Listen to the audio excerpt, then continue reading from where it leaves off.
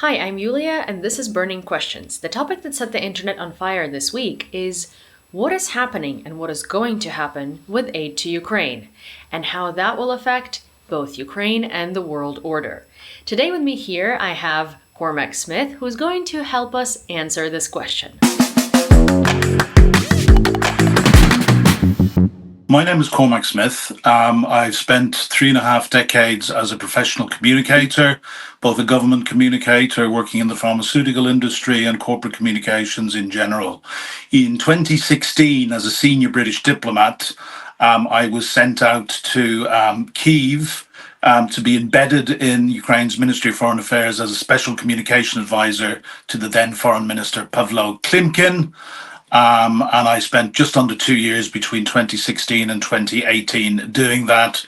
Long story short, I fell in love with the country and made friends for life. So when this horrible further invasion happened, my friends had already asked me, my Ukrainian friends had already asked me if I would try and get myself on TV and radio to talk about the situation in Ukraine, because they reckoned that I understood them and I got the Ukraine situation. So doing this, I've probably done 250 media interviews in the last 31 months. Doing this is part of what I do to support that great country and my friends there. Well, as your new Ukrainian friend, I'm very grateful to you, because I do also think that it's very important for especially foreigners that understand what's happening in Ukraine to use their voice, because in a lot of cases, Ukrainian voices are being dismissed as too emotional or, have a little too much skin in the game or something like that. So it's very important when our foreign friends support us. So thank you for that. Yulia, I agree with you. If I could say one more thing, and I've been saying this for 2.5 years, there has not been a war in history where the information space is as critical as it is in this war. Yeah. So, as you said, getting our communication right. And of course, we are working against the disinformation machine and the hybrid war machine of the Kremlin. I saw recently where they reckon 80% of worldwide disinformation originates from the Kremlin. Having been studying disinformation and Russian disinformation and hybrid warfare in particular since 2016, I can well believe that. Yeah, I'm similarly, I research a lot of disinformation, and that's what I've been doing in the past 2.5 years since the beginning of the full-scale invasion. Genuinely in 80-90% of the cases, if you hear crazy narratives, if you trace them back, they came from Russia, and it doesn't matter where in the world. And I would confidently say that most of the crazy shifts and most of the crazy conflicts and most of that's going on in the world today that literally sets it on fire is Russia's doing, because it's convenient. And Yulia, outside of this interview, I think you and I should keep in touch, because I'm becoming increasingly focused on the disinformation field and as something where, I think overall we're losing the war. I mean, we have made some great steps forward since 2022, when we had Ukraine is full of Nazis and it's NATO's fault, and Maidan was a US-backed coup, and Donbass was a civil war. But the truth is, we still hear these ridiculous narratives, and we still hear them from some fairly big voices in our countries in the West. So we still have an awful lot of work to do. Well, those narratives might have disseminated, but we also have new narratives now. Like, for instance, I came back to the United States after a while, after 10 months of not being here. And the first thing that jumped at me was that U.S. response to Hurricane Helene and U.S. response to Hurricane Milton is so botched because all of the money is going to Ukraine, which now is a new trope and a new narrative that a lot of people are repeating, because, well, hey, Trump said it himself, and he's one of the two candidates running for the American president. And I'm obviously following that very, very closely at the moment. Yeah, it's really bad. And honestly, the disinformation field, as you said, Russia is a huge conglomerate of disinformation. They don't need to use tanks to defeat a country. And that's one thing that I really want the world to understand, is that people in Western countries, especially those that are in NATO, are not scared of Russia because they fully realize that their militaries are very capable. But the problem is, Russia doesn't need to use a military to defeat you. Russia will defeat you from within. That's something that Russia has been doing since Catherine the great. I call her the second, and all Ukrainians do too, because there is nothing great about her. But with that all said, because there is so much stuff, so much disinformation in the information space, there is a lot of, I guess, a lot of people are not understanding what's happening and what the Western goals are in terms of Ukraine, because we obviously, I think that we as a Western world collectively do not have a consensus on what Ukraine's victory looks like.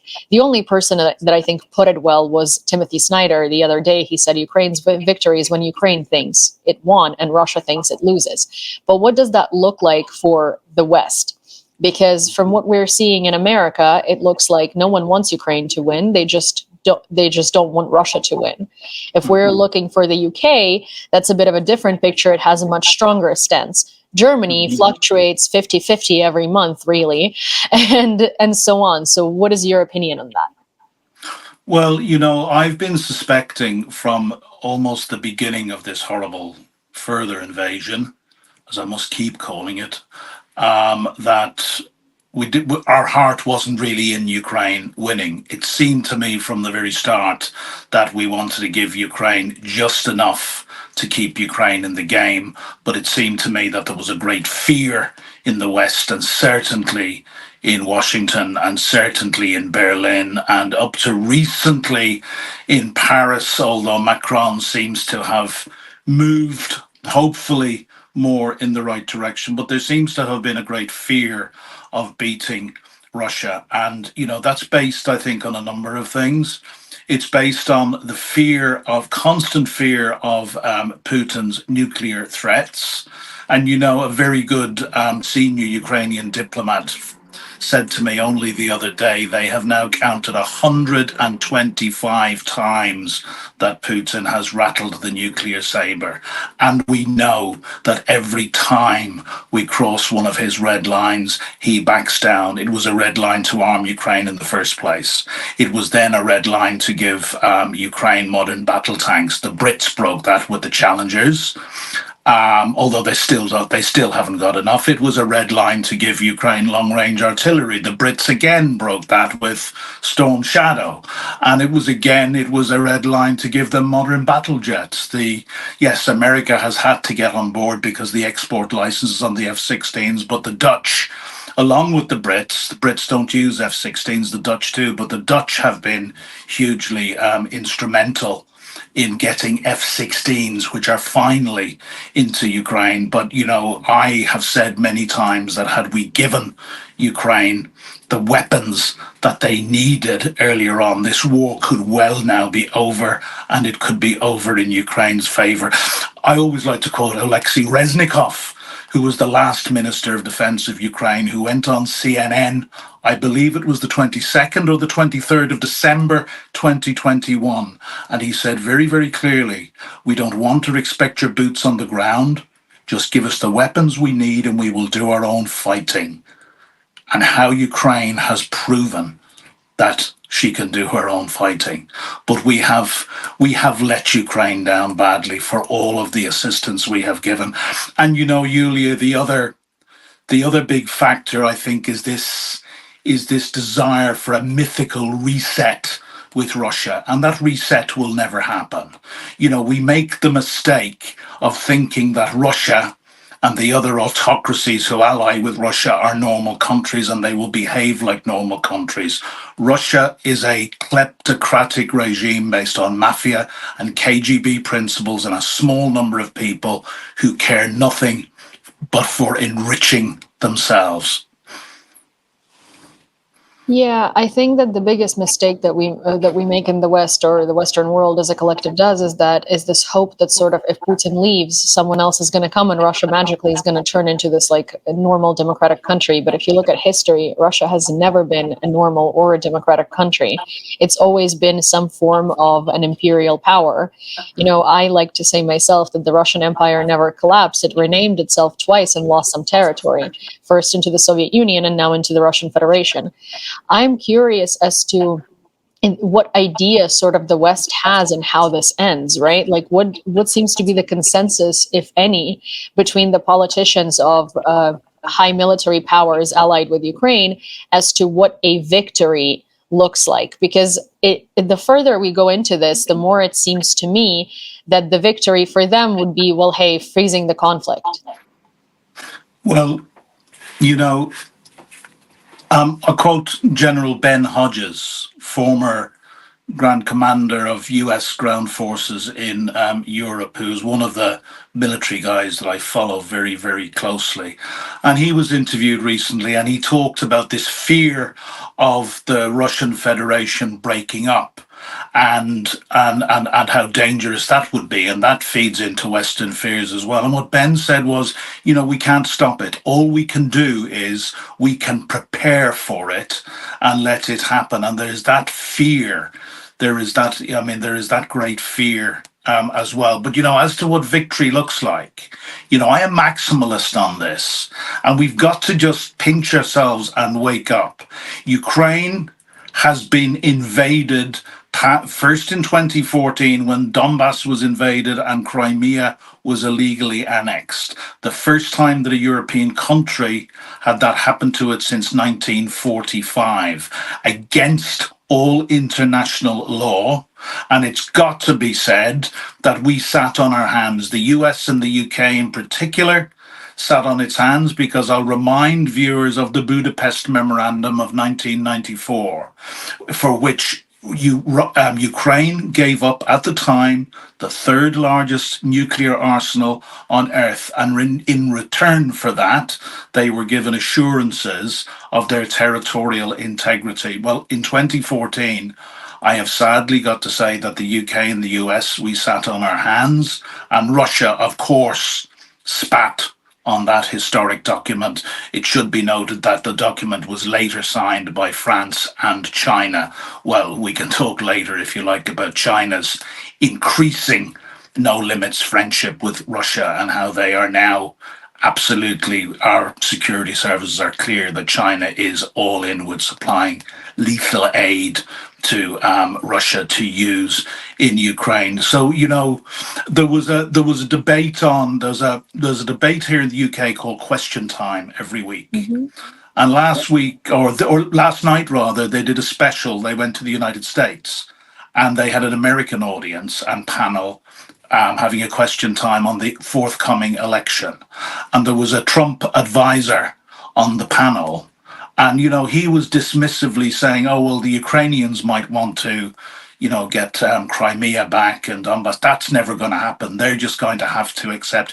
Who the bloody hell are anybody in the West to tell Ukraine that they don't have the right to insist on having their country back to the legally recognized borders of 1991. Add to that two things, Yulia. One, we have the absolutely sickening war crimes and atrocities and rapes that have been carried out in the occupied territories. And we know that this is not just a few rogue units. We know it is systematic, because from the very outset, this invasion of Ukraine has been genocidal. And I use that word very, very carefully. And, you mentioned Timothy Snyder, the great Timothy Snyder, earlier on. And Timothy Snyder has set out very clearly how Russia is meeting all 5 tests of the United Nations Charter on Genocide in Ukraine. So that's the first thing. And the second thing, of course, is we know, I coined a phrase when I worked with Pavlo Klimkin, Russia lies on an industrial scale. They cannot be trusted. Every single agreement they have ever made regarding Ukraine, they have broken.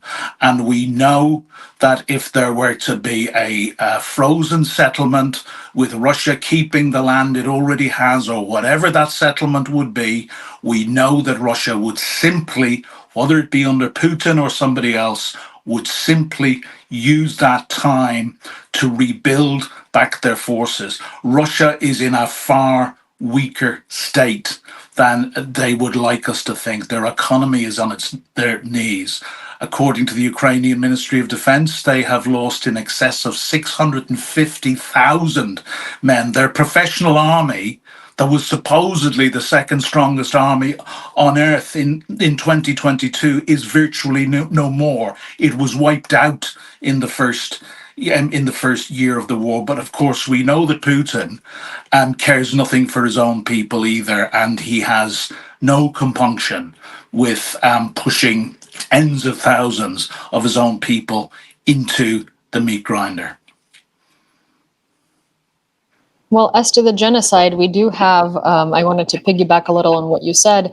We do have a bit of a progress there because there has been, there has been a collective sort of understanding and a collective treaty put out saying that Holodomor of 1931-32 is a genocide of the Ukrainian people, and what's happening today is a continuation of that genocide. So having that on the world stage with many countries signing it unanimously is a very big deal, because I think what people don't realize is that Russia and the Soviet Union are not separate in this, because people like to think of the Soviet Union as a conglomeration of different republics, when in reality it was the Russian Empire that just forced a bunch of other countries under its rule, yet again under a different name.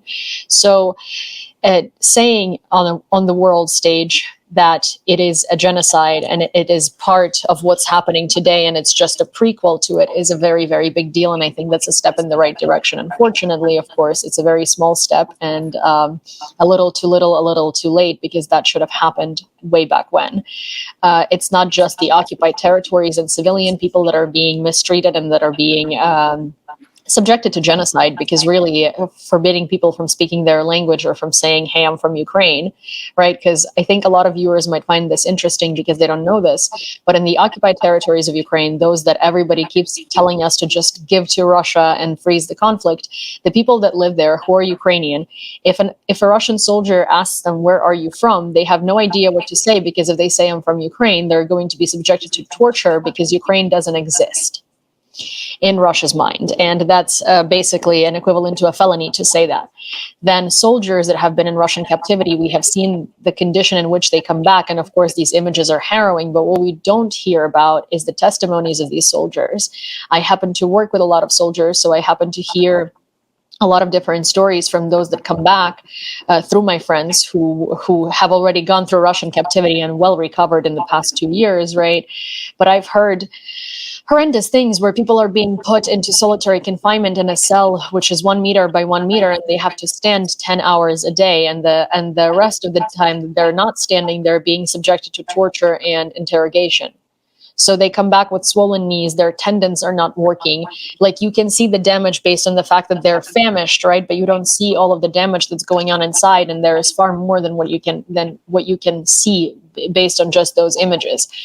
Which is why I think what we are very worried about, and what a lot of people who understand the situation and know that Russia is not just a local threat to Ukraine, it's a threat to the world, because in reality, letting Russia get away with this and letting Ukraine not, or basically telling Ukraine not to return Crimea, is just letting Russia commit international war crimes and go unpunished. Because when these politicians in America say, hey, it's impossible to return Crimea and Donbass, what you're really saying is that we are okay with a country committing international crimes against humanity and against international law, and we're not going to do anything about it. In fact, we're just going to say that you have to deal with it.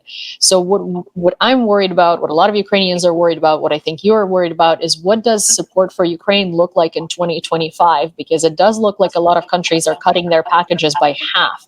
And that's not a good strategy, because yes, it's been 2.5 years. Yes, it's difficult, but right now is the time to not cut them. It's time to increase them and actually take the chains off of Ukraine and let us strike and let us defeat Russia.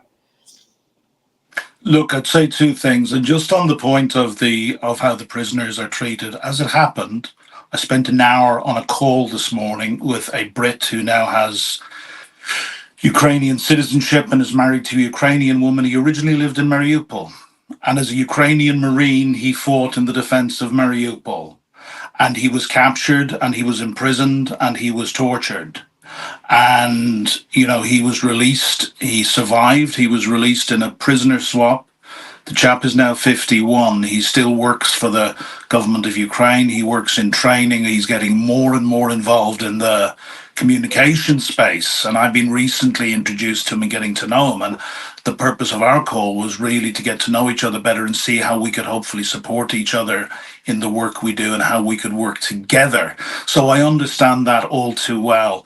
But, on the second point, something that I have been trying to articulate for most of the last 2.5 years is there is much more at stake in Ukraine than Ukraine.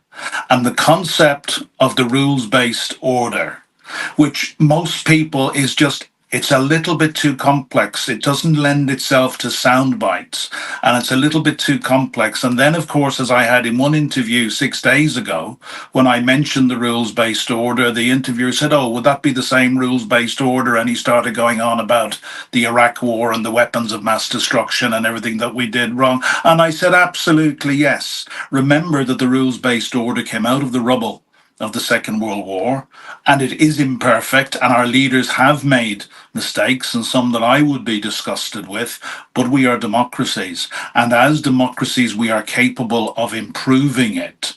And it's not just about Ukraine.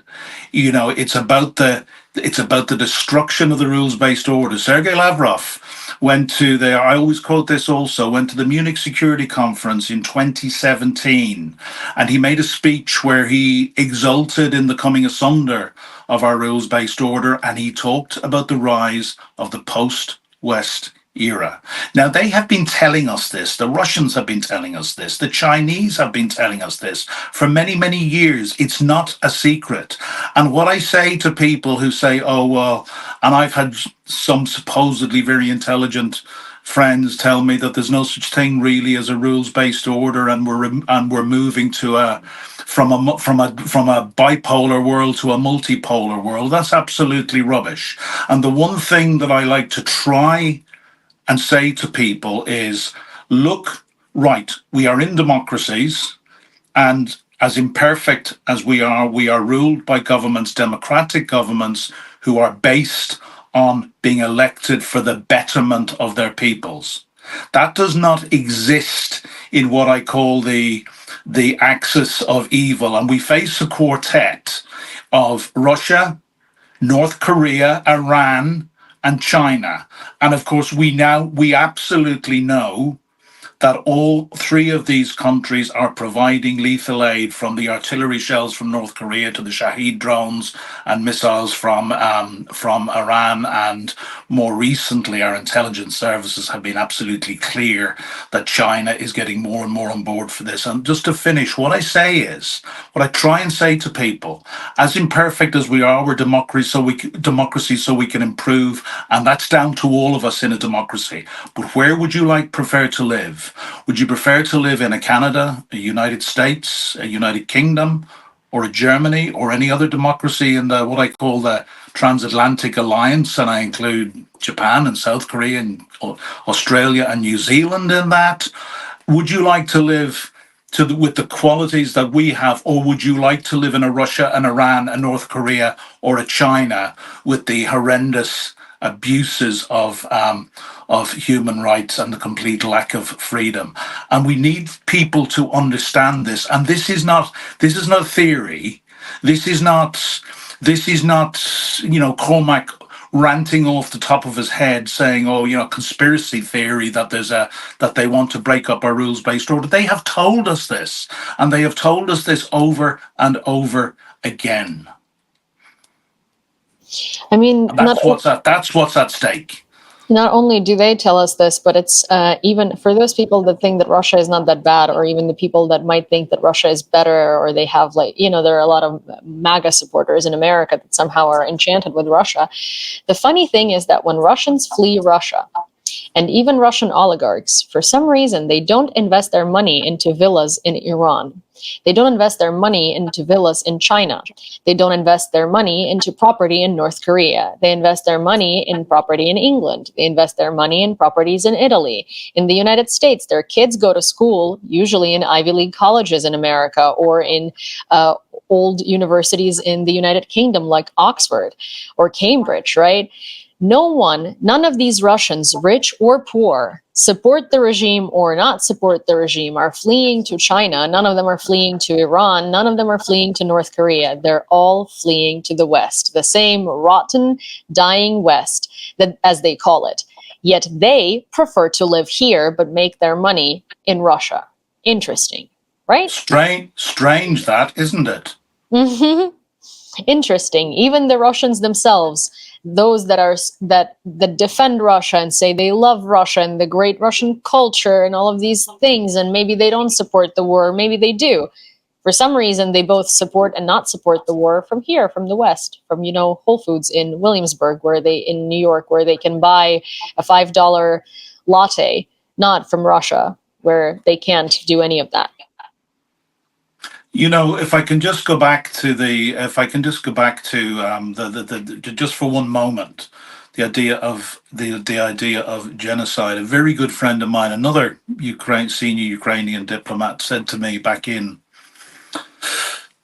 late February, early March 22, and he was having a very rough time because he was stuck in Brussels and his wife and daughter and mother-in-law were hiding in bomb shelters and underground car parks, and he said to me words that I will never forget. He said, Cormac, if Russia stops fighting, there will be no war. If Ukraine stops fighting, there will be no Ukraine. And they have told us over and over again that Ukraine is not a real country. It has no right to exist. Two days before the full-scale invasion, on the 22nd of February, I believe it was, Lavrov came out and said that Ukraine does not have the right to sovereignty. We really need, the other thing I was going to say, and I'll send this to you afterwards because I often refer to it. I sat down with Pavlo Klimkin, the then foreign minister, back in 2017 when I worked for him. And I had an approach from a broadsheet in the UK who said, we would really like to know what advice the Ukrainian foreign minister would give to other leaders around Europe. So we sat down, as I'm a communicator all my life, I believe in 3 messages. And we sat down together with his most senior advisor and we said, well, look, what are the 3 most important things that the world needs to understand about Russia? And it was simple. It was Ruski Mir, the whole philosophy of Ruski Mir, which just tells you that Russia does not respect borders. It was, the phrase that I coined and put into many people's mouths. I think, or we coined together with Pavlo, that Russia lies on an industrial scale. They simply cannot be trusted. But the third thing, and this is why I'm really getting more focused on the whole disinformation, Russian hybrid warfare. I've been studying Russian hybrid warfare since before I went to Ukraine as preparation in 2016. Again, it's no secret. It's not privileged information. It's all out there. It's Google, Gerasimov doctrine, Russian hybrid warfare, grey zone warfare, whatever terms you want to use, and it's all there, and I look at that article from time to time because it's still up online, and I said nobody was listening. The same man later, in fact, we were in Canada, we were at a security conference in Halifax later that same year, and I was there when he told the conference and the world's media who were there, this is not a second Cold War, it's a hot war, and we're all in it. Nobody was listening. And it seems at the 11th hour now that we're still not listening, or if we are, even more concerning, which is what we want to discuss today, is that actually, do we actually want Ukraine to win?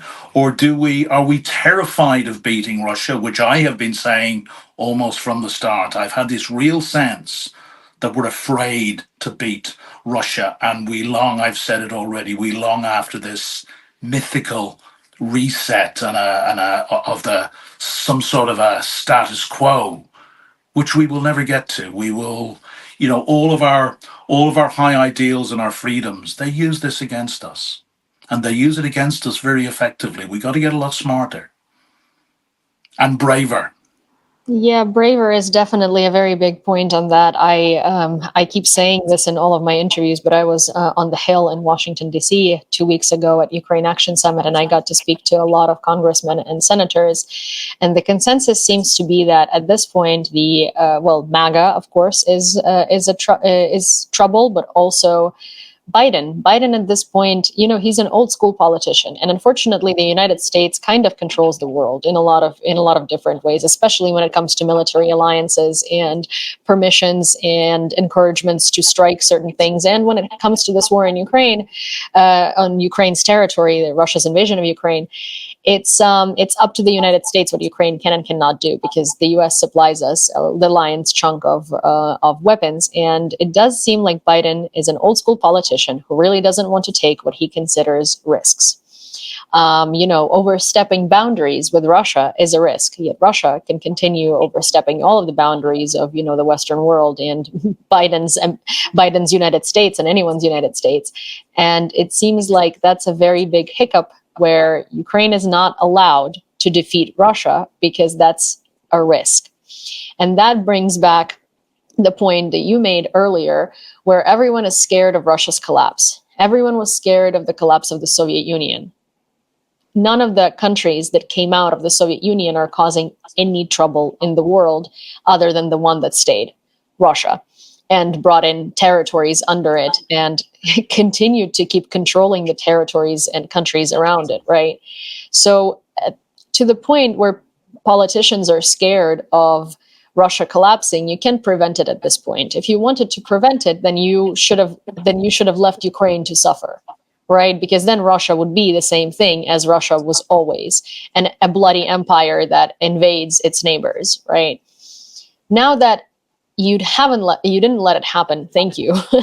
Now that already started the collapse of Russia as we know it, right? Because Russia didn't get what Russia wanted. Russia didn't control the world. Russia didn't control Berlin. It didn't control Paris. It didn't control Washington, right? So that's a whole different era for Russia already. And that is the era of the collapse of the Russian influence. And they're so desperately trying to bring it back. And they're so desperately trying to hold on to it, which is why we're seeing all of this misinformation. Russia is going to collapse. It's a matter of time, right?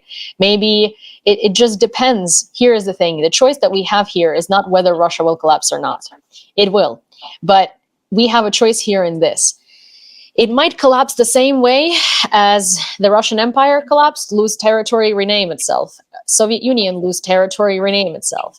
This time, the same thing might happen. But if that happens, then we're still dealing with Russia as the problem, because as it always did, it will come back. Or we can have a controlled collapse where we prepare for it and we make sure that Russia that stays is Moscow and St. Petersburg, a small country that does not have any of that power, that doesn't have the power to invade its neighbors, that doesn't have the power to erase culture and history of 130 plus indigenous peoples that live in its territory that it doesn't even recognize as separate nations, right? Those people don't even recognize themselves as separate nations. And we have the power to make sure that that doesn't happen. While what we're doing with Biden not letting Ukraine strike, with people being scared of Russia's escalation, with us continuously folding to Russia, as we are leading it to the same collapse that happened to the Soviet Union, where it doesn't actually collapse. The system doesn't collapse. The political power doesn't collapse. It's just the name and the territories. It's appeasement and it's cowardice. And, I always like quoting that great Briton, Winston Churchill, who I'm not sure whether it's apocryphal or whether he actually said it, but it's well attributed to him, that the appeaser is the one who feeds crocodiles hoping that he will be eaten last. I've been a student of history all my life. I studied politics and economics back in the 80s in university in Dublin. Have we learned nothing from the lessons of history? And as to going back to Ben Hodges, we can't stop it, and he said virtually we can't stop it. All we can do is prepare for it. And part of that preparing, we have got to be, he says, hopefully we've got to be maximalist about Ukraine's victory. And I started saying back in 2017, when I really started to understand the region, I said, I'm a communicator. I always look for sound bites that people will remember. And I said, we've got to see the world through Ukrainian eyes. And then I added, and the eyes of others in the eastern neighborhood, because I'd been to Lithuania to do work, and I'd been to Latvia to do work, and I had worked with many Estonians, and I had worked with many Poles, and I realized, and you talk to these people and they see it completely different, because, or the Finns indeed, or indeed the Swedes, because they have lived with Russia as the most horrible neighbor on earth, and they are in no illusion for what Russia is about. But the other thing that's absolutely vital, Yulia, yes, we must. And if we don't ensure Ukraine's total victory back to 1991 borders, we are in big trouble. But after that, it's about how we secure the position. And the only way to secure the position is to bring Ukraine into the European Union and to bring Ukraine into NATO. Now, let's stop on that for a moment, with people saying that, for whatever made up reason, Jake Sullivan will come out with tomorrow as to why Ukraine is not ready to join NATO. Man for man, the Ukrainian army is the most lethal fighting force on the face of the earth at the moment. They have proven that. That's not just the romantic idea I had about Ukraine 2.5, 3 years ago. They have shown us their resilience and their strength and their courage. So, a Ukraine in NATO would make NATO so much stronger. Finland and Sweden have already made NATO so much stronger. And the other thing I said, my very first interview I did this year on New Year's Day 2024, I said that in Europe, we need to learn to stand on our own 2 feet, because very much as you said, I have been hugely disappointed with the Biden administration, and Joe Biden being somebody that I thought highly of, but I have no huge confidence in how good a President Harris will be. Most certainly, President Harris will be much better for Europe and Ukraine and the world than would be a President Trump. And I am also, the other thing that I would like to say, I am sick and tired of being told by people who supposedly know what they're talking about, what Donald Trump says and what he will do when he's in power are 2 different things. No, what Donald Trump will do in power will be exactly as he says. We know the only thing that restrained him the last time was people around him, like his various defense secretaries and his security advisor Mike Bolton and various others. And these people are now telling us day by day how bad he was. Well, Project 2025 and everything else, Trump and the GOP are cleaning house. And if the world is unlucky enough to get a second President Trump, he will fill all the key positions with loyalists who, 1, will be loyal to him, but 2, will not be very competent at what they're doing, I would say, like this clown that I watched on UK television last night saying that, Ukraine can forget it. They'll never get Crimea back. I'll tell you, having lived with the Ukrainians for 2 years, they will never let Crimea go. Zelensky said over a year ago, he said, this war started with Crimea and it will end with Crimea. Crimea is under huge pressure. If we were allowed, or if the Ukrainians were allowed to take out the Kerch Bridge, and this is where the use of the long-range weapons and getting longer range weapons comes into play. But, we know that, what have we seen this week? We have seen the Ramstein format suspended indefinitely. We have seen Zelensky was in Downing Street yesterday, along with Mark Rutte, former Prime Minister of the Netherlands, but now the new Secretary General of NATO.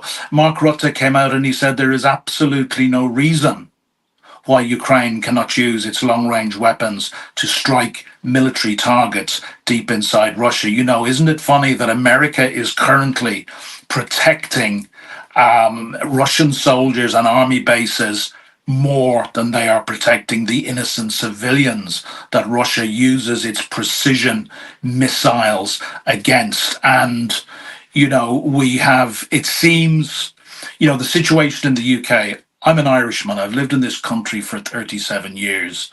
I've represented this country as both an international athlete and a diplomat, and been very proud to do both. And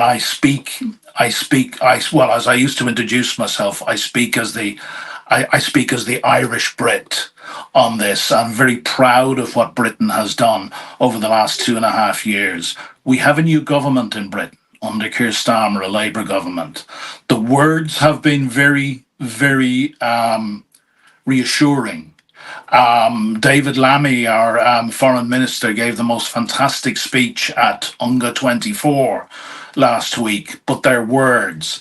And I am not in a position to judge whether they are actually as committed to Ukraine as the Tory government, of which I was no great fan for many of their policies, but I was a great fan of the Tory government and of Boris Johnson in particular for the support they gave to Ukraine. Now, as against that, I'm not going to judge. I'm not going to say that they're not, because I simply don't have that information.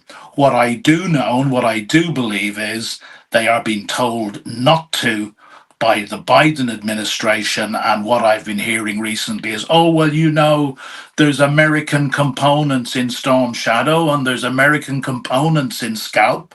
And of course, we know Schultz will not relent on Taurus. So I think that's a lost cause. I don't believe he ever will. But, you know, we were hopeful a number of weeks ago that the permission would be given to use ATACMS and Storm Shadow and Scalp. It hasn't come. We now feel, and the one area where I've got to say, trying to understand the three-dimensional chess game, if you like, where I do have sympathy is, you know, Biden has got to be very, very careful of anything he does in an election, which is absolutely on a knife edge. And we know that, you know, anything he does, Trump will seek to weaponize and use it and he will talk his rubbish about how he was a peace president and there were no wars under him and so forth, and all this rubbish that we constantly hear. But, you know, Harris must win for the sake of the world. I'm not sure how good she'll be or how much better she will be. I know some people are probably more optimistic than I am, but first and foremost, she must win. My own guess, we were hoping, and my Ukrainian diplomat friends and my military contacts, and I have contacts in the security services that I talk to, many times they tell me things for understanding that I can't use. Sometimes they tell me something, they say, yes, you can quote your source on this, but it helps me to understand. And we seem to be, and it seems to be fading more from prediction to hope. Well, you know, first it was, well, there won't be a press announcement, but we'll give silent permissions. And the first thing we will hear about is when a military base or an oil refinery or something is struck by Storm Shadow. And now it seems to be, well, nothing's going to happen until after the election. You know, I am very, very frustrated, Yulia, as are you. But I go back to the point that, you know, on paper, Europe should be more than capable of looking after itself against Russia. We have a combined economy, if you include the UK, that's between 12 and 15 times the size of the Russian economy. The Russian economy, for God's sake, is smaller than the Italian economy. The difference is 40% of Russia's economy is now being dedicated to the war in Ukraine.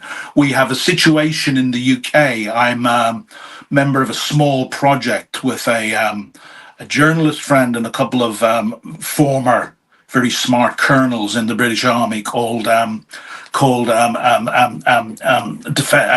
the Brink.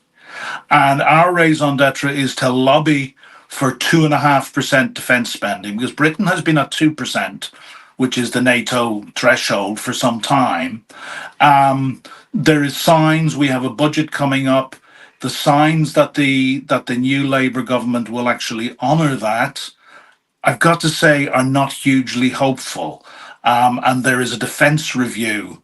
There's a defence review going on, being headed by Lord Robinson, the former head of NATO. But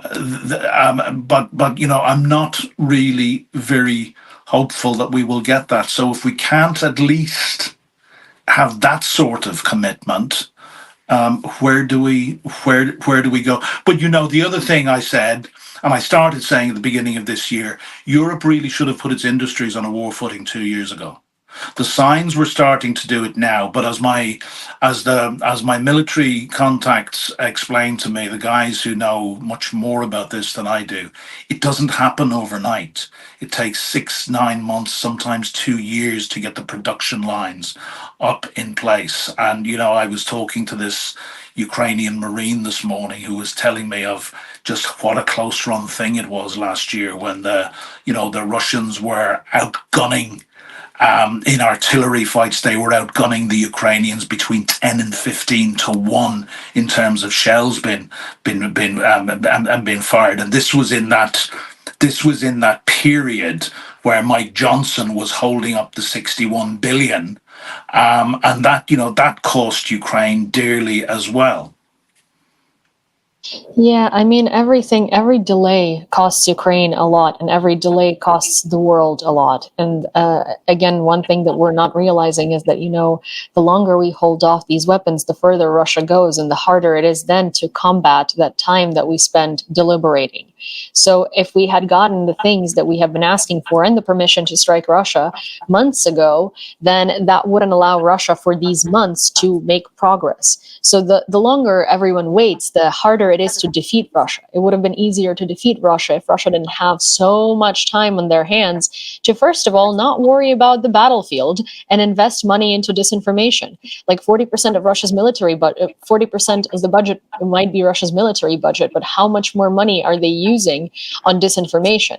Because they're definitely using a lot more than that. It's what the official figure was, something over 4 billion. That's the official figure coming out of Russia. They're not going to tell you how much they're actually spending on information warfare, because they're definitely spending tenfold that. And we are, and the more time we're not giving them trouble on the battlefield, the more time they have to destroy nations, Western nations, from within.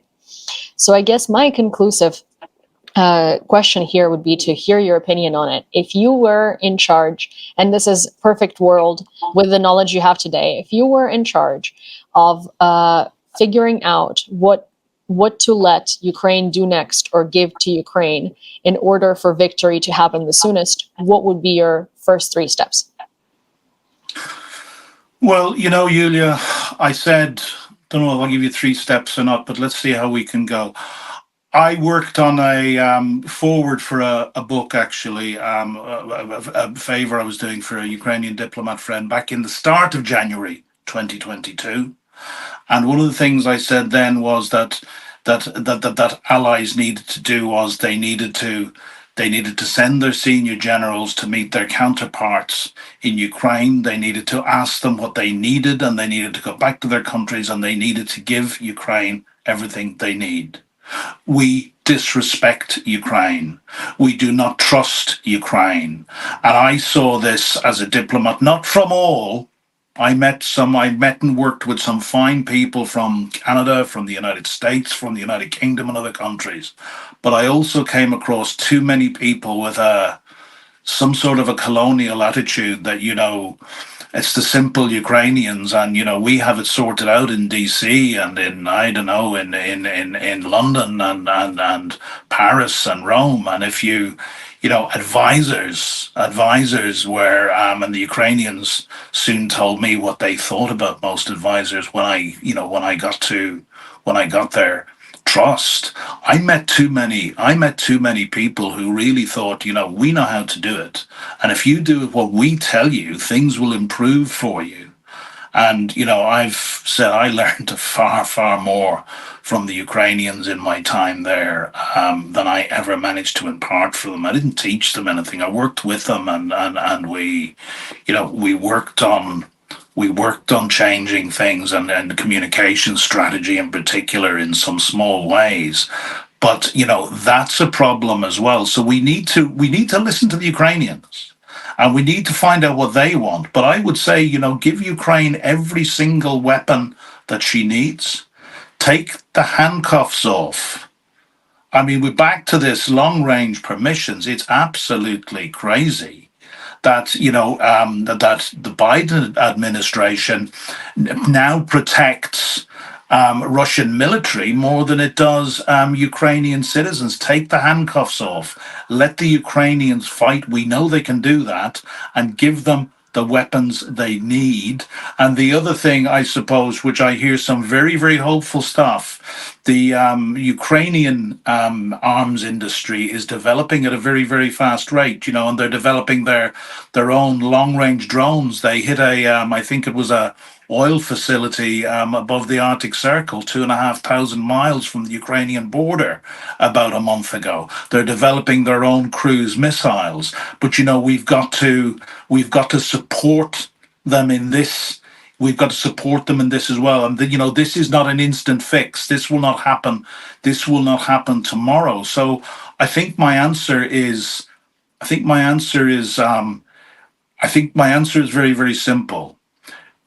Give Ukraine every weapon she needs, not the weapons that we decide she needs. And, it's so sickening to me to hear Olaf Scholz come out and say that he believes Ukraine does not need Taurus.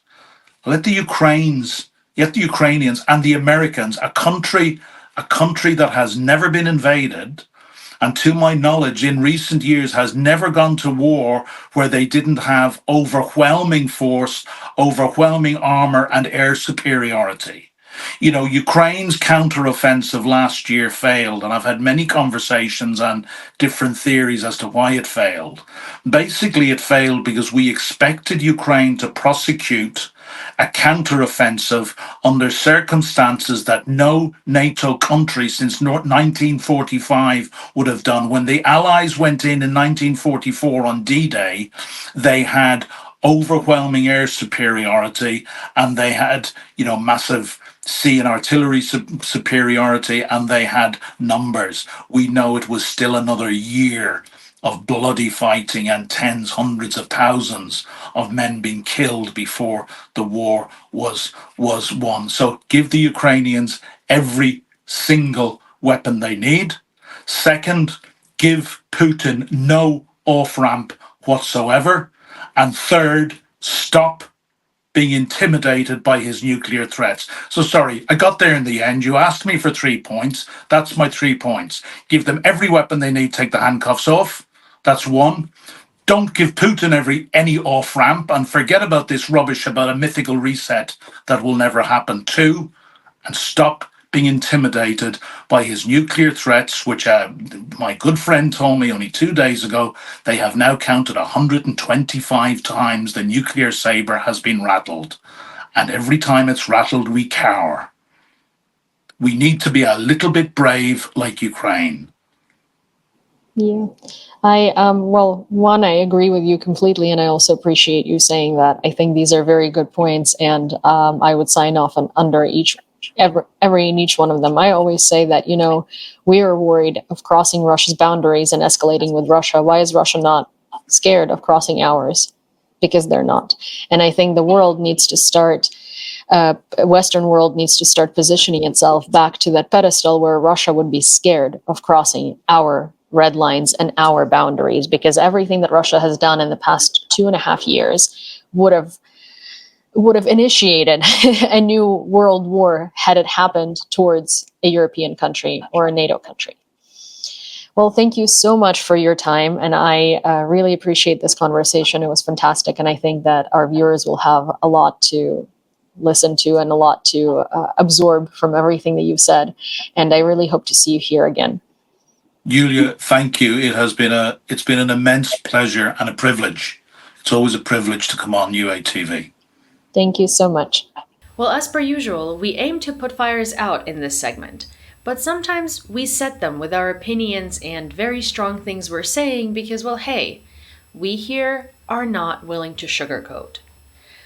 If you enjoyed this conversation and you would like to hear more conversations like that and potentially discover something new for yourself in terms of how you think about what's happening in the geopolitics worldwide, please don't forget to follow this channel, give this video a like, and send it to a friend.